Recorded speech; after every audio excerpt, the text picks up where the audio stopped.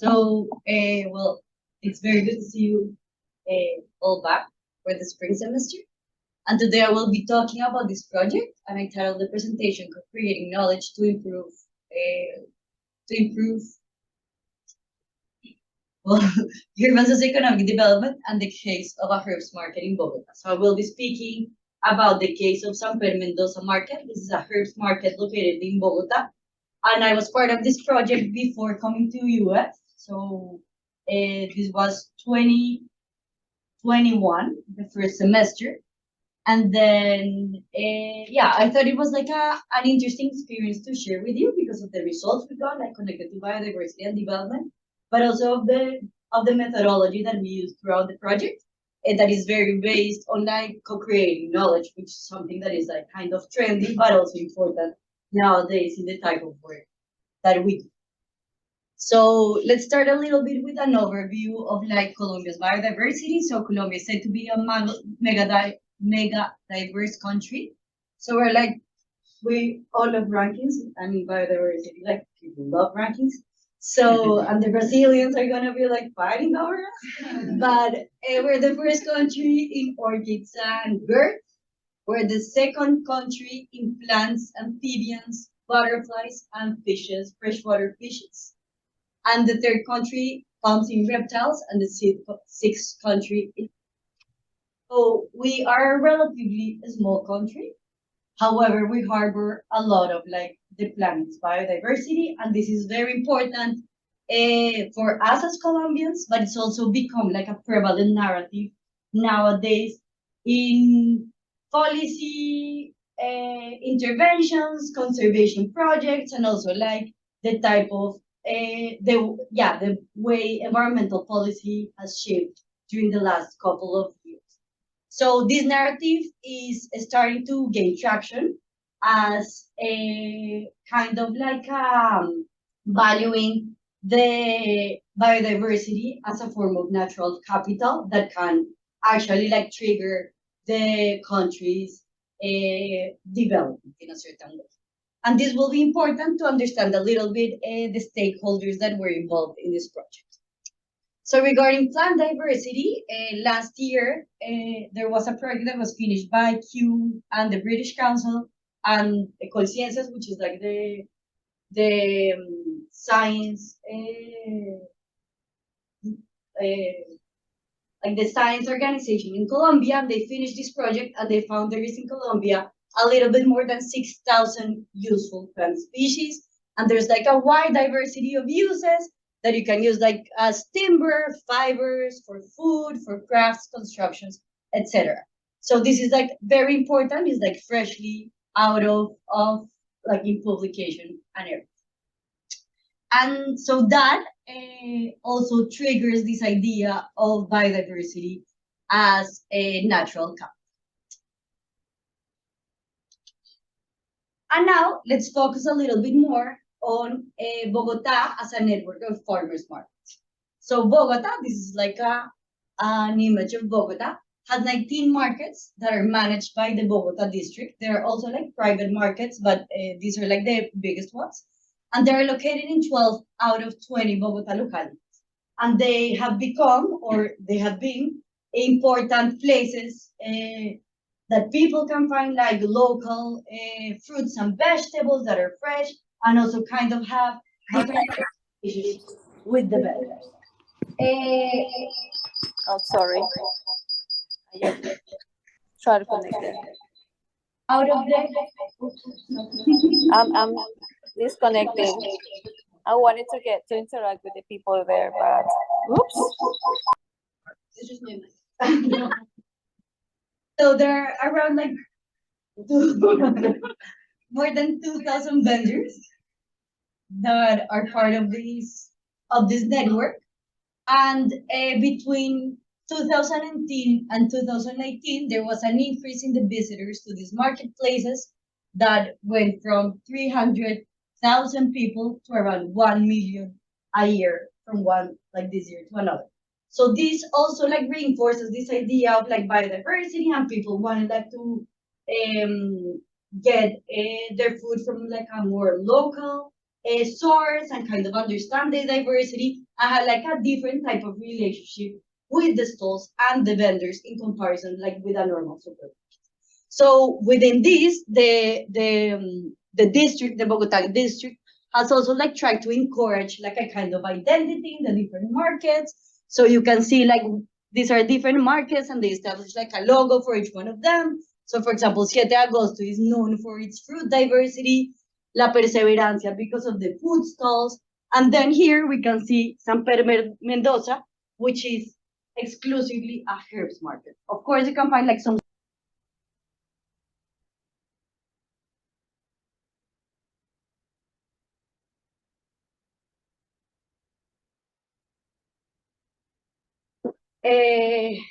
yeah. So 2019, a lot of people attending these markets. And then 2020, of course, we know what happened. COVID hit. This is like a picture of like the same place. So like no one was there. We all know it. And then this is like a graph of the lockdown. So if you can see from April 2020 to April 21, we had like a stringency, which is like how strong the lockdown measures were in Colombia. It was like very stringent. So like almost 90%, from 80 to 90%, like almost a year. So the lockdown in Colombia was very strong, as it was like, in a lot of places. Here we have the comparison with USA, with the US. And yeah, it was like also very stringent in the US at the beginning, but we can see like a slight difference. But there's like an important thing that we can say about the markets in this context. So although like there was a big lockdown, markets never closed in Colombia as they didn't in like most of the places. However, there was a big preoccupation on the district managers on how the lockdown was impacting the vendors. So there was a lot of uncertainty of like how the supply was changing, how the revenues, like the incomes of the people, and then in April 2021, they decided to create a project that kind of merged this preoccupation with this idea of natural capital that had been like gaining traction through the last couple of years. And here is when this project kind of emerges. And this project was designed, or yeah, it was a proposal of the Institute of Social Economy of Bogota, and they wanted to join technical, scientific, financial, administrative efforts, very legal language, not nice, to identify sustainable uses of biodiversity and its associated traditional local knowledge to contribute to the economic reactivation of the district marketplace. So at this moment, the narrative was that although the markets didn't close, people were not able to reach them, and therefore the revenues of the vendors were decreasing. However, and this is like a spoiler alert, what happened with the herbs market is that the revenues of the vendors actually increased because a lot of these herbs were associated with medicinal properties, and people were actually starting to get like in touch with this local and traditional knowledge to use like alternative ways to treat folk. But we will see a little bit of that afterwards. And they decided this Institute for the Social Economy, they managed the 19 markets in Bogota, but that they decided to establish a pilot with the San Pedro Mendoza herbs market. So I want to describe a little bit. I should have opened this video before. I'm so sorry. The herbs market. So I'm just gonna show you a little bit of like the pace and rhythms of the market. And this is a video that is one of the communication products that we have. So you can see where it is located and how like it looks like a little bit to bring you inside the market.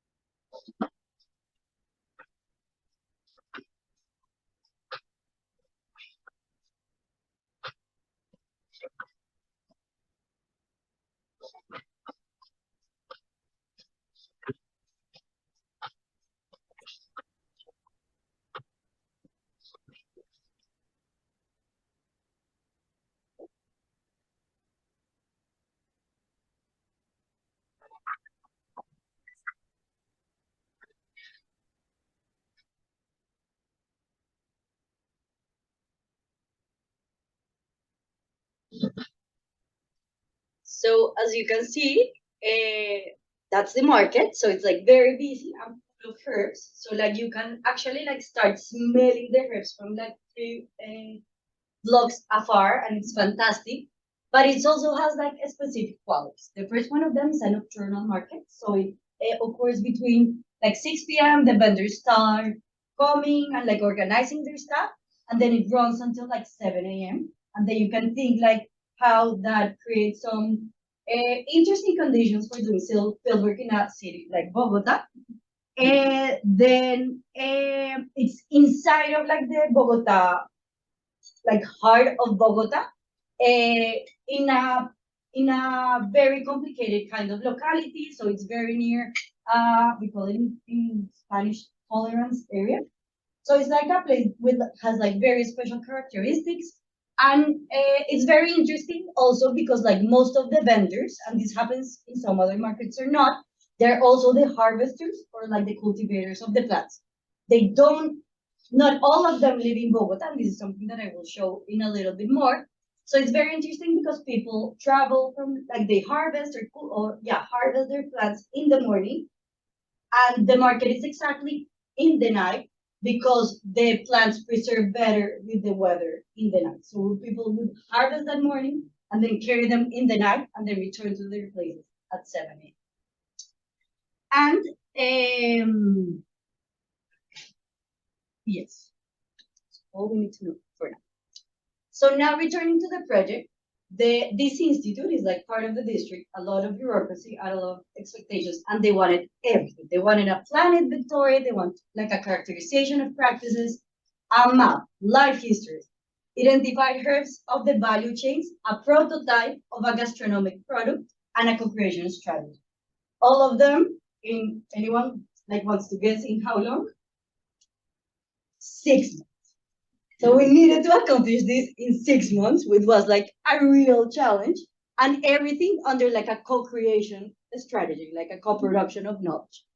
And like co-creating knowledge, like entails some kind of relationship that you have with your collaborator, and this had like to be performed in 6 months. So that was a challenge. And then, so after we had like these products that they expected, we started to identify different problems. And then we kind of divided in both. So problems that we could see for the vendors and problems that we could see for the visitors of the market. So for the vendors, for example, all of them sold like plants wholesale. So they were like bunches like these for 50 cents of a dollar, for example, most of them. So it was very cheap. And because of they supply other markets in Bogota, like near places and restaurants and like little bodegas and tiendas nearby, most of the profits were made by the most advanced links of the chains. They all wanted like to increase their revenue and kind of have like an added value to their products. However, there were not like style capacities in terms of times and resources that could actually like lead them to a big innovative leap. Like they didn't have the time to think about that in the current conditions. And also the vendors were very busy during the night, so they couldn't like engage in meaningful and long-standing conversations with the newcomers of the market. And this was also like a problem that was acknowledged by the visitors. They wanted to buy, but they didn't know why, and everything looked the same, like this universe of herbs. Also, there was like little information in the market regarding the like traceability of the plants, but also information about the vendors. So kind of like identifying these problems, we started like to encompass and design a strategy that was made in collaboration with the vendors, but also trying to satisfy the needs of the funders, which is always like the trickiest part, which was the institute, like the Bogota district. So then we set like these common set goals after like a lot of workshops with them. One of them was like we wanted to increase the visibility of this local market in Bogota because it had like a niche kind of target. So like the people of restaurants and other markets knew it, but like normal citizens didn't know about the existence of this market. So I came to visit the market for my first time, and I've been living in Bogota for 30 years with this project. I didn't know it before. We also wanted like to project the natural and cultural heritage of Colombia because we are proud that we're mega diverse towards the current and potential markets. We wanted to create new products that could create like added value, and those that added value would be captured by the vendors.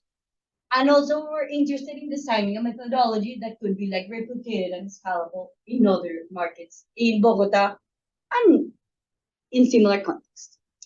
So fortunately for this, I was working with a fabulous team. So I was doing the technical coordination of the project, but I was also working as an anthropology for the project. So that was awesome because there were like two skills, and it was really an interdisciplinary project. So we have botanists, anthropologists, and economists. And something that I had never had the experience to do was working with a human-centered design consultancy agency, which was called Rizoma. And Rizoma is amazing because what they do is they try to do something that is designed for the territory. So actually, like through design tools, they facilitate spaces to try to encapsulate people's ideas and bring them like to tangible objectives or outcomes. So I told Maria, who is like the owner of Rizoma, that she was like the fairy tale that I would say like, oh, this would be so cool. And she would be like, that's super easy, let's do it, you know? And then it was like a huge installation in the market. So we were very lucky that we were able to work on that. We have a budget to work with this consultancy firm. And I wanted to show you a little bit of like the tools, methodological tools that we use during the project. Yeah, to do this. So I understand that like a project of this, like this is kind of different from the projects that we do regarding like time and budget and possible collaborations. But what I try to do with this presentation is like to give little pieces of inspiration. And like this was a place where we kind of like use a lot of them together. But I think like in our research, we can use some of them, and maybe some of them will inspire you to like kind of contribute to your collaborations with your partners. So let's talk about the methodology. I feel I'm running, but it's like I have a lot of slides. I'm sorry. So we did the traditional stuff. So surveys, open-ended interviews, recording, transcribing, focus groups, etc. But we wanted to go one step further. And this was like the knowledge co-creation or the knowledge co-production. So in this project, we use these two types of processes as interchangeably, although like the literature sometimes differentiates them. But this kind of or it's defined as a collaborative process involving two or more actors who are intentionally integrating their knowledge and learning, resulting in the development of insights and solutions that would not otherwise be reached independently. So this is also kind of like exchange of knowledges that is like also very commonly used in the literature that we read, I feel. But it's about, yeah, about like collaborating and creating things in a common way. And this is an effective strategy to link diverse types of knowledges, so local, traditional, indigenous knowledge with scientific knowledge. But for example, in our case, we also have people, designers, so they have like a very different like sets of knowledge. And for example, the people from the district who view things from another scale. So this was like a way, and it took like a lot of time and effort from like all the collaborators to try to integrate knowledges and mechanisms to move forward.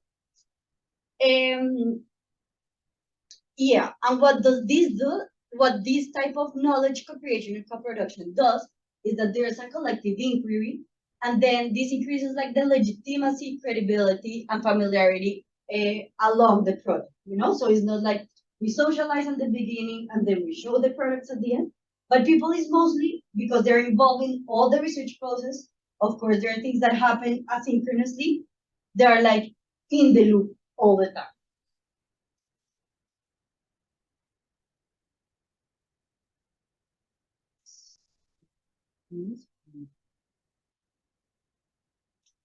Okay, but what were the challenges of undertaking this endeavor for the San Pedro Mendoza month? So a global pandemic, there were civil strikes of Colombia in the past decade. We couldn't do anything about it, but we could adjust to the other ones. So it's a nocturnal market. So we started to do field work. We started our field work twice a week, so on Mondays and Thursdays, from 10 p.m. and then we would finish at 3 a.m. We were like vampires doing like research. And then from 12 to 3 is like their quiet hour. So they would have a lot of people coming between 7 and 12, mostly like there was that bought big quantities. And then they had like a quiet hour where they would sleep or like chat with each other, drink coffee, eat an arepa, and then it would start to get busy again at 3. So it would take advantage of like this time period to do a lot of things that I will show you throughout the presentation. Another challenge that we envisioned were the historic tensions between the IPES and the vendors. The IPES was this institute. There were also tensions between the families within the markets, and they had also bad experiences with previous researchers. So like they didn't give back the information, they took a lot of pictures and they didn't know what was happening with that information. So that was like kind of an important challenge that we had to take into consideration. So the ways in which you address this challenge, I already told you about the adjusting to the market schedule. Then we were like very clear about like being transparent about who we worked on for. So like who had hired us, which was the Institute of Social Economy, which they had tensions with. So we were very transparent about that, but we were also transparent with the IPES, saying that our like research was independent and that needed to be respected. The availability of information that it was going to be produced, that was like clear since the beginning, and it was a question that it was like done by the vendors and the different collaborators all the time, and we had like clear answers since the beginning.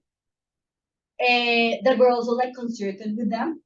The role of every collaborator and the potential benefits. These were things that we discussed throughout all the time.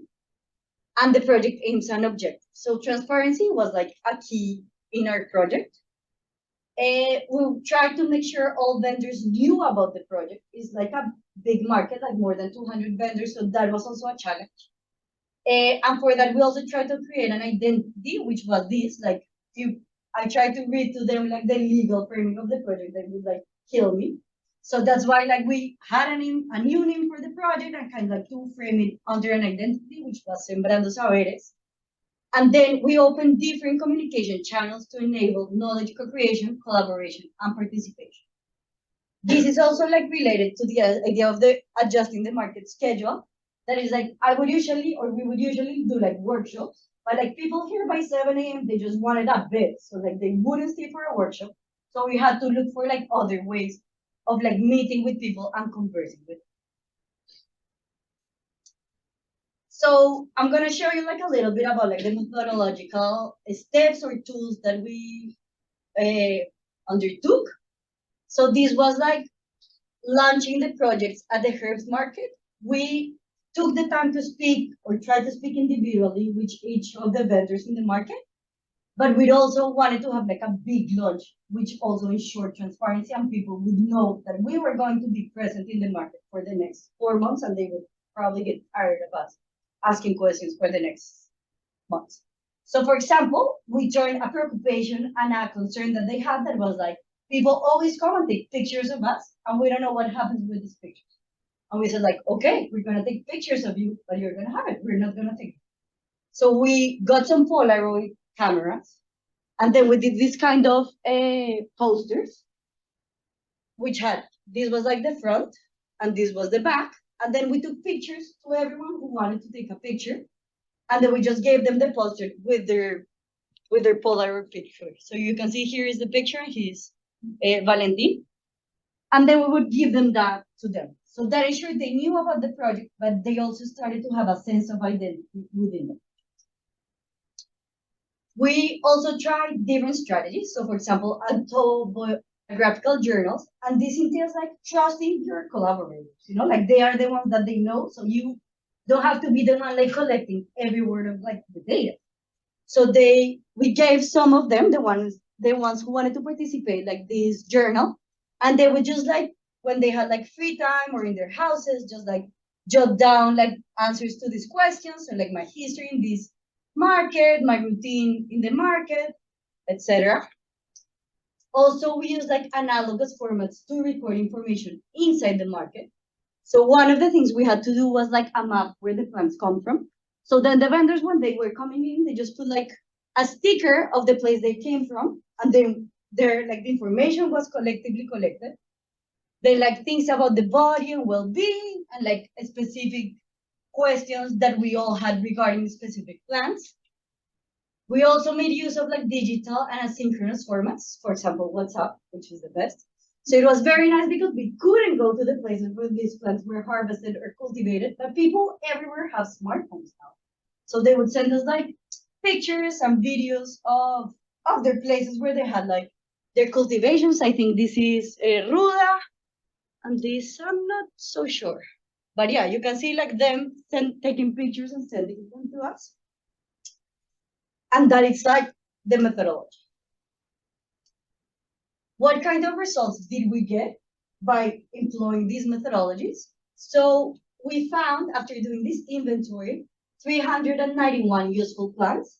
This is about 2% of the country's biodiversity of useful plants, and it's only one block of Bogota. So it is really a hub of biodiversity with like a lot of plants. We found that 51% of these plants were native. So like when I would like talk to my mom and like tell me about like the herbs, she would say like chamomile, or oregano or some things like that are like all introduced. Like we usually don't know about our native diversity of plants. But in this market, we could see that like more than half were native and 42% were exotic.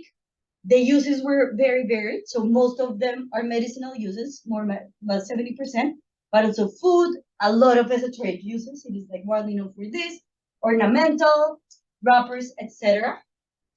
And we found 5 endemic species, which was also very fun to get. And this process, then this information like all was recorded, but then we had like this catalog. I forgot to bring it today of like the printed species. We only had like money to have a catalog of 90 species. So that prioritization process was done with the people based on ecological, social, and cultural indicators. So here, for example, we had like a list of all the plants, and they were saying which species they didn't consider should go into the catalog. So they had to. And then this is how the catalog looked like. So it gives like information for a scientific audience, but also for more like a popular audience. So like, for example, the scientific name, but you also had like a quote that we quoted directly from the people to make it more like relatable, what parts are used, so the flower and the fruit, how is the preparation, etc. This is all like available online if someone wants to take a look. Then it was also interesting that we could see that there were like plants from cold, temperate, and warm regions. So although Bogota is located very high up in the mountains, there were plants coming from different places.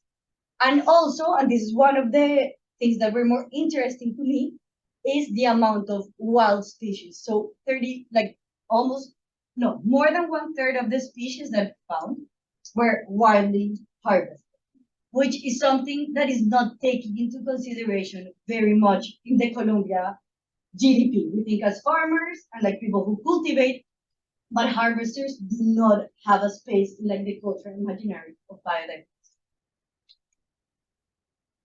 Regarding people, we also found very interesting things. So 170 people come from rural background. 20% of them have been selling their produce in the market for more than 2 decades. And most of the people that sell there are related to someone else in the market. So there are like these really interested and intricate networks of families that have been there. And this is really something important for like their family reproduction and social reproduction.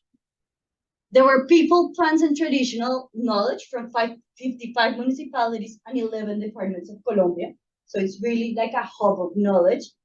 And there were 37 vendors from Bogota, which was also very interesting because we tend to think of Bogota as like a city, concrete city. But the role that biodiversity and like feral biodiversity has in the livelihoods of a lot of people was like completely underestimated. And here I want to show you a short video of Freddy. I'm sorry, it's in Spanish, but you can see like a little bit. It also was produced as part of the project. So this is Freddy, who's very young. And I was like, he's young. I just want to speak with old people. But he was amazing. Es mi segunda vida. Creo que me ha alejado de todo lo malo que hay en las calles.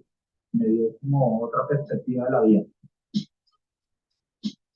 No es fácil vivir del rap porque lamentablemente no hay recursos. Hay recursos solo para la guerra. Los bosques de los cerros orientales para mí son mi medio de trabajo. Es donde yo salgo a rebuscarme cómo tener un texto estable y pues cómo poner también ese granito de arena en cuanto al rap. Mi nombre es Freddy Martínez y soy comerciante de plantas medicinales. Uno recorre Bogotá y cada esquina uno encuentra diferentes tipos de plantas medicinales que uno ya va conociendo. Las plantas para mí pues lo son todo porque es un conocimiento que me heredaron y creo que es maravilloso. Mi trabajo pues empieza a 7 de la mañana, lo primero que recojo. Yeah, so here in this video you can see like a little bit about like how he's harvesting in the middle of Bogota, so you can actually like see the cart. This was actually like 500 meters away from the office where we work, and this was the place where he would harvest. So it was like a good coincidence, and that was part of how like we became like close. He became closer to the project. So yeah, these were the kind of things that we were doing. And with this methodology, we were able, because again, we had like a little bit of funding to produce a communication project that would remain in the market forever as long as the administrative people would allow it, no? So we did this map of the places of origin, so a previous map, and then we did like a huge poster, which is still on the map. We also did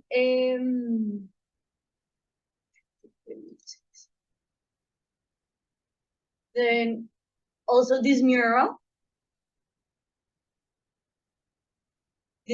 that was like in part of the market, and we tried to like focus the results that we got through this like collaborative project into outputs that would like remain for the people. Also, for example, the catalog, we printed enough books that we could hand to each individual, and they were co-authors of this publication. We did like a set of comic stories, so we tried to like resemble some of them, and then we did this working with some of them who volunteered and wanted like to tell their story, but it would also encompass like common life stories. And yeah. And in the remaining 10 minutes that I have, I will speak about the gastronomic. So we were super happy about all of what we were doing, and like we were working really close with the vendors. But the IPES, what really wanted was the gastronomy. Which was okay, because everything that we had worked were like inputs in terms of rapport with the people we were working with, but also in terms of like understanding priorities, needs, and like the type of things people were effectively attached. And here starts like almost like another branch of the project, in which the design agency had like played a big role. So I think I have heard the word prototype like 3 times before starting to work. So I had to learn a lot and like try to understand the whole process. And it takes a lot. Yeah, I think like we did it okay, but of course we could get better because like not a lot of us were experts on this.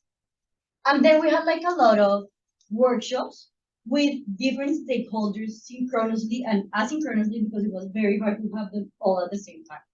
So we would have like virtual workshops where the IPES, us as researchers and different collaborators and past researchers of the market and some of the vendors would come and attend virtually. But then we also have to like replicate this exercise in the market during this window from 12 to 3 during the nights to ensure that we like everyone was represented to some extent. So we had to understand the first thing, and that was something that the design agency was very emphatic, is that we were not like developing a gastronomic commodity. In order for this prototype to succeed, we needed to design an experience strategy for the market. So one of the things that I told you before about the problem identification was that the newcomers didn't find enough information. So we needed to create that experience for them, that they would like find themselves inside this market. So for this, we had like to create a profile of the visitors, a profile, for example, of the market. Different people would like say what was like their value proposal, have like a storyboard of how like the experience in the market would look like. Then, for example, pre-coming to the market, during the market, and then post-market, what did we want, like the affect, the memories, the feelings we wanted like to try to encourage and evoke during this trip and experience in the market. And this was like a good month and a half process of just talking, really finding and working through this, but also having in mind what was feasible. So at the beginning, I was like, yeah, we can do like infusions or like essential oils, you know? But like these expectations for all of us started like to decrease because we needed to have into consideration what was feasible for the time we had. So after a lot of thinking and discussing like with these constraints, we came up collectively with an idea that were these bundles of plants. So as I told you before, people usually sold like these huge bunches. And like sometimes you just want like a little bit of oregano, a little bit of mazorca de agua, a little bit of quereme. You don't want all of them because that also creates waste and you don't know what to do with it. So collectively, we thought that we create like bunches that had a specific gastronomic use. So like you were going to do ajiaco or ceviche, and you had all the plants in a bundle for the ceviche plus the rest. So this entailed creating the bunch, creating a package that was also in synchrony with everything, and having narrative labels that could account for these stories in order to create this experience and this strategy. So we came up with this idea, but then the big question was what goes inside the bundles. So like people would have all the plants available, so it was like an immense laboratory, but like what are we gonna do? And then we started like a new process of innovation from farm to table. So we partnered with 7 cooks and chefs on Bogota, and they had like different levels of expertise. So we had like the very high-end chef of Bogota, who was like dishes at exorbitant prices, but we also like partnered with traditional cooks from the other markets in Bogota. So we had a diversity, and therefore we also created like knowledge exchange between them. And then we established the plant bundle challenge.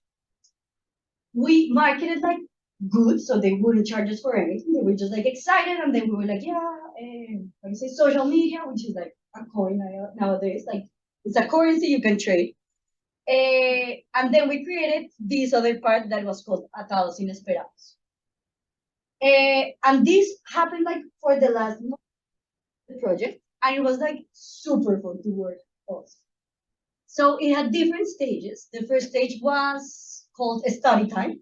So each of the chefs or cooks received a package with the rules to participate in the challenge and the information about the 90 prioritized species that we had selected with the vendors.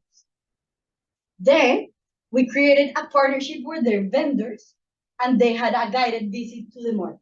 So each chef was partnered with a vendor that volunteered themselves, and they had like a collaborative exploration and brainstorming inside the market. Then the chefs had individual exploration and brainstorming during like 2 weeks, and they presented the unexpected bundle to an audience. And then we had a collective evaluation. So here are a few pictures of them. So this is a restaurant called Huerta receiving the information package. Here, she's one of the vendors, Mary, and he's one of the chefs, and this is one of the researchers. They were like in the guided tour.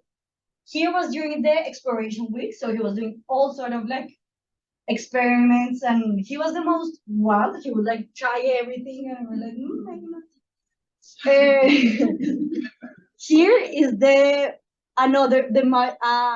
cook from the La Perseverancia market presenting her unexpected bundle, and this is like a picture of one of the recipes they created with this. And after this, there was a collective evaluation. Some of the vendors came to the space, but it wasn't very popular because it was like in the middle of the week, in the middle of the day, and as I told you, this was a constraint. But some of them came and we voted, following several criteria, so we could like consolidate this product. And then came the prototype. We watched this bunch. It may seem like all of this process for this bunch. Yeah, it was like a lot of it. And it came, yeah, as you can see, it was the bunch, but we also like designed a package. So like people would go to the market and they would like feed the different herbs. And then this was attached to like a QR code that could go like to Cinco Nativos or Cinco Lunas. There were two types of bundles, which would like direct the users to two type of recipes. So what was the purpose of this? Of like having a new niche consumer target. We didn't want to change the dynamics that worked well in the plaza. That was like the big wholesalers that made most of the revenue. But we wanted to create a strategy or an alternative to create added value for some other customers that were unattended and that people like wanted also to satisfy.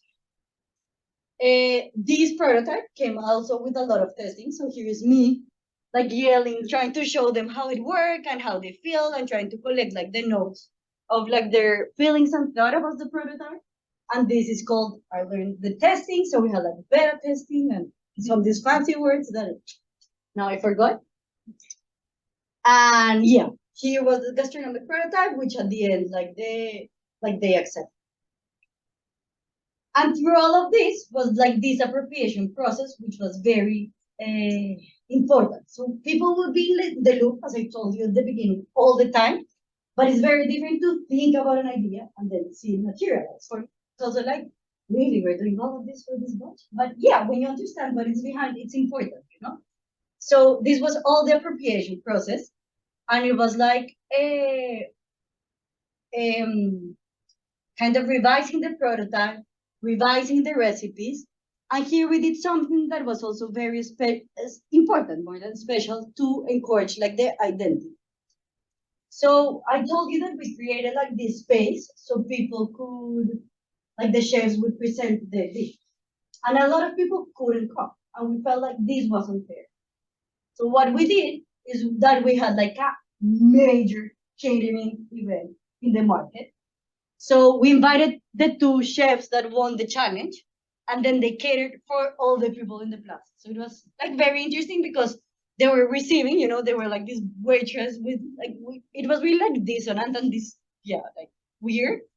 But and people really like kind of that helped them to appropriate and feel special in a certain way, especially when they had been like a lot of tensions with past researchers and the IPES in not acknowledging their importance as the heart of the market. Here is Camila showing like a final version of the comic book to the people who actually like presented the stories. It was also like a two-way process. Like she would write and then show it and then back, and the final was like just like the graphic design. And yeah. So very briefly, what were the lessons learned? And these were immensely. It was my first time like doing like administrative role, so on that side I had like a lot of experience, and didn't like it, but it was fun. But the other lessons were like that projects have souls and we need to nourish. So sometimes even when they are like very structured and legal language, there's like people interested in contributing and working with. So among the researchers, they like didn't mind staying until 7 a.m. without like being vampires or zombies. Like the chefs, they were so excited that they didn't charge us anything. The people from the consultancy firm, they were like, yeah, we'll do it. Like it doesn't matter that like we don't get paid by this. So like, and it's because like the project had a soul and people like acknowledged. Sometimes the aims and objectives stated by institutions are not always translated into practice. So even though the IPES was the one that commissioned this research project, at the end they didn't end up being like active participants of it. They were like, oh no, this involves too much effort. Maybe we don't want to sit on a table with the vendors every week. And this was like a little bit of a bummer and sad, but like at the end, they were paying, they were very important, but the heart of the project were like this co-production of knowledge between the cooks, the researchers, and the vendors. The other lesson was like, if someone is not on board with the project, keep including them and having them posted. This like really saved us a lot of trouble. So we will like there were some vendors that didn't want to participate and they actually didn't love us there. But at the end, we kept including them, and what ended up happening is that the other vendors started to defend the project because they had like they felt it as theirs. They were like, okay, don't participate, don't let us like be part of it. And this was like our main learning, I think, like in retrospective, which was like the prototype was launched, but there was like very little time to actually appropriate the the prototype and see like its failures. And it's difficult to change our routines and habits, and sometimes a little bit of help is needed. And in our case, this was not possible. So although some vendors have appropriated like this bundle of plants, it's still not like a mainstream in the market. And because of the IPES was like, okay, perfect, we signed and it's out. It was hard like to change these like routines. So at this moment it's working like partially, but I think like we needed like a little bit of time to test it and to like include feedback and then test it again, like a little bit of what goes after the test. And that's it. I'm sorry I rushed so much, but I got excited. And yeah. That was